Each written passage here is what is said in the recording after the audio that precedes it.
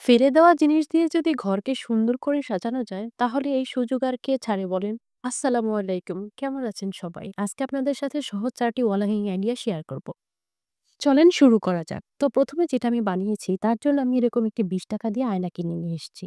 আয়নার নিচের দিকটা ভেঙে আলাদা করে নেব। আমি একটি কার্টুনকে রাউন্ড শেপ দিয়ে কেটে নিয়েছি, ভিতরে একটি সার্কেল এঁকে নিব। আর নিয়েছি ফেলে দেওয়া মুরগির পালক।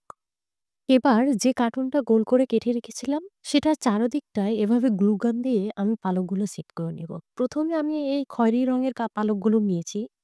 এরপর আমি সেম ভাবে সাদা পালকগুলোও দিয়ে দেব। আমার কাছে মনে হয়েছে সাদা পালকগুলো উপরে দিলেই ভালো লাগবে। এরপরে আমি মাঝখানের দিকটায় গ্লু গান দিয়ে আয়নাটা বসিয়ে দিব। আর আয়নাটা ফাঁকা ফাঁকা লাগছিল তাই উপরে এটাও দিয়ে দিয়েছি। এটা আমি ওই আয়নার সাথেই পেয়েছিলাম। এরপরে আমি এখানে কিছু পার্ল অ্যাড করেছি।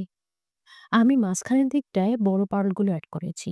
আর তার ২ পাশের দিকে আমি ছোট পার্লগুলো এড করেছি। এটা আমি হাফ ইউজ করেছি। আমি পুরোটায় পার্ল দেইনি। আমার কাছে মনে হয়েছে অর্ধেক দিলেই ভালো লাগবে। তো আপনাদের কাছে আমার এই ওয়াল হ্যাঙ্গিংটি কেমন লেগেছে? অবশ্যই কমেন্ট করে জানাবেন। আর আপনারা অবশ্যই এটা ট্রাই করবেন। নেক্সট যেটা আমি বানিয়েছি তার জন্য লাগবে এরকম একটি ভাঙা আয়না। এই আয়নাটা আমার হাত থেকে পড়ে গিয়ে ভেঙে গিয়েছিল আর সেটাকেই আমি কাজে লাগিয়ে দিয়েছি।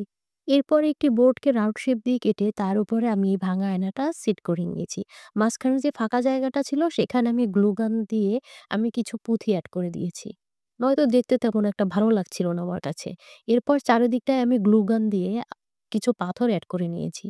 এখানে আমি ইউজ করেছি সাদা আর কালো পাথর। শুরুতে আমি বুঝতে পারছিলাম না কিভাবে কোনটা দিলে ভালো লাগবে।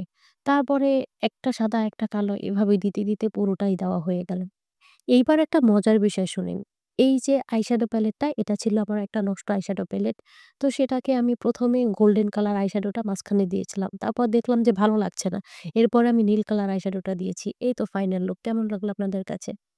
নেক্সট আমি যেটা বানিয়েছি তার জন্য এরকম একটি বোর্ডকে ছোট ৩ টুকরা করে কেটে এভাবে সাজিয়ে নিই।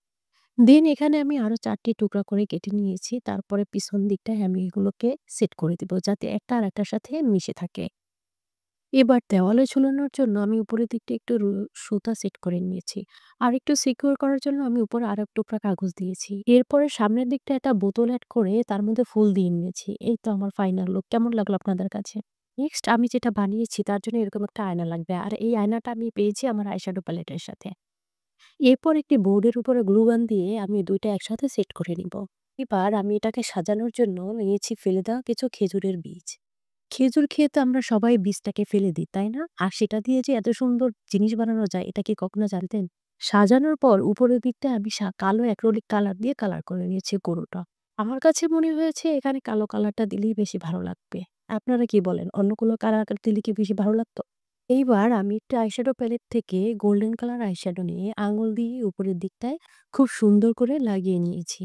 এই পর্যন্ত দেওয়ার পর আমার কাছে কেমন একটা ফাঁকা, ফাঁকা লাগছিল। মনে হচ্ছিল আরো কিছু একটা দেওয়া দরকার। এরপরে আমি এখানে স্টোন দিয়ে দিয়েছি। এটা ছিল আমার একটা গলার সেটের স্টোন। তো ফাইনাল লুকটা কেমন লাগলো? অবশ্যই কমেন্ট করে জানাবেন। Thank you.